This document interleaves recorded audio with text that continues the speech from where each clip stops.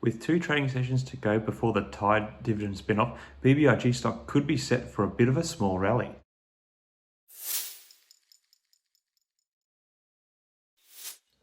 Hi again everyone, I hope you're all doing really well. So Vinco Ventures, ticker symbol BBIG or BBIG, has its much anticipated CRYPTYDE dividend spinoff fast approaching. In fact, by the time this video is released, there will be just 2 trading sessions to go before holders of BBIG stock will finally qualify for their TYDE dividend, an event that has been pushed back by over 6 months now by the company.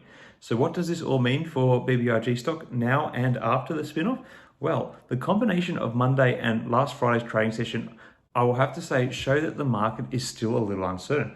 For one thing, when tech stocks were showing a bit of rebound on Friday, BBIG stock actually dived. However, when the broad tech growth stock sell-off continued on Monday, BBIG stock was one of the few stocks to buck the trend, gaining 12 cents or 4.6% to finish the regular session at $2.72. However, these gains were all wiped out and then some in the aftermarket, where BBIG traded 19 cents lower than its closing price. All of which makes me think that BBIG stock traders are sort of treading water until the market closed on Wednesday, the 18th of May, 2022, not knowing where to go in the interim. Now, I previously gave what many in the comments thought was a conservative price target of $3.70 for BBIG stock to hit pre-TYDE spinoff.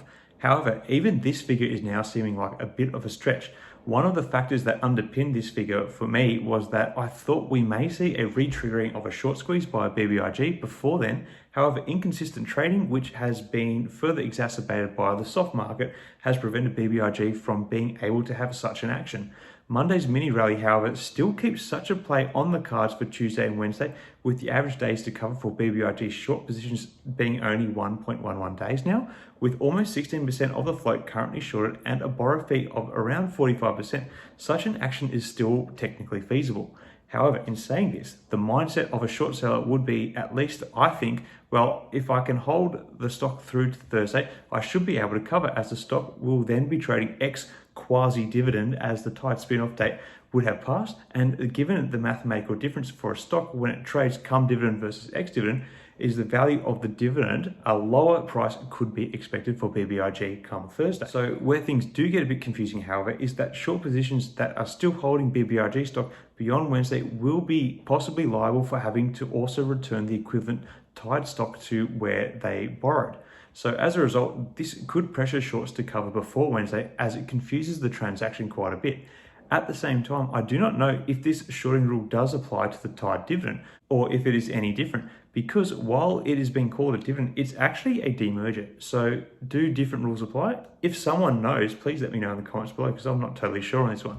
Anyway, given that prices may rally and then fall throughout this week, and not that any of this is investing advice, this is where I see BBIG stock going in the week ahead. Firstly, I think that any rally that is experienced between now and Wednesday is likely to only get as high as the most recent peak the stock has seen, so around this $3.45 mark, which I've indicated with the green breadcrumb line. This is the peak the stock hit on the news of the TYDE dividend spinoff finally coming, and has been the height of this rally so far, and where we have seen some higher resistance and the stock not able to go much further. However, following the TYDE spinoff, I think this lower red breadcrumb line will be where the stock may retreat to beyond Wednesday. This line, it was where the stock traded before the whispers of the TYDE dividend finally came to the surface, and given the nature of a falling market, which hasn't shown much sign of abating, longer term, BBIG may even fall beyond this point. That is, of course, unless some positive news catalyst can come out, either in macro terms or for the company specifically. Of which, in terms of company news, I think one potential item to keep a lookout for is what is happening with Lomotive and their expansion into India. This was something that was much touted in the recent earnings call, as well as published in the company's end of financial year statements. With the banning of the fast-growing in popularity TikTok in India, Lomotive is positioning itself as a real potential player in such a market. The fact that their service perhaps is the most similar to TikTok on the market perhaps puts the company in a good position to capitalize on the concept. It's probably the most intriguing space to watch for the company following the TYDE dividend. And any such developments that do come out from the company, I will make the subject of a future video, as I know there are a fair few of you who like to hear what's going on with the company.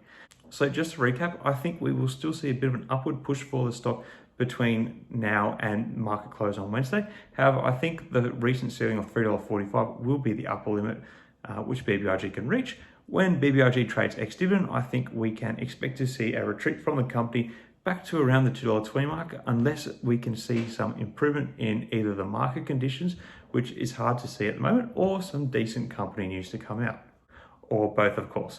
Anyway, that's about it for this one. What do you think of the BBIG stock right now? Are you expecting a bit of a rally in the lead up to the TYDE dividend, or has it already reached its peak and Monday's aftermarket is an indication of where everything is heading at the moment for this company? Let me know your thoughts in the comments below. Until next time, everyone, may the markets trade in your favor. Cheers.